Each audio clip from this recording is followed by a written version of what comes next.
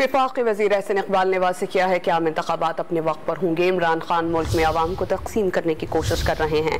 وفاقی وزیر نے پی ٹی آئی چیئرمین پر غیر ملکی ایجنڈے کے تحت سیاست کرنے کا الزام بھی دھر دیا۔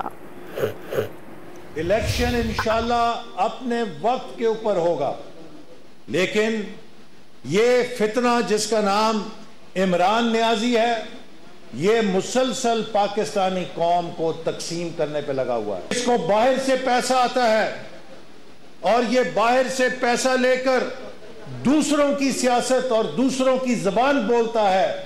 ایک طرف پاکستان سیلاب سے تباہ ہو گیا، دوسری طرف آئی ایم ایف پاکستان کو پیسے دینے لگا، تو اس نے اپنے وزیروں کو کہا کہ آئی ایم ایف کو خط لکھو کہ ہم آپ کے ساتھ تعاون نہیں کریں گے تاکہ پاکستان کو یہ پیسہ نہ مل سکے۔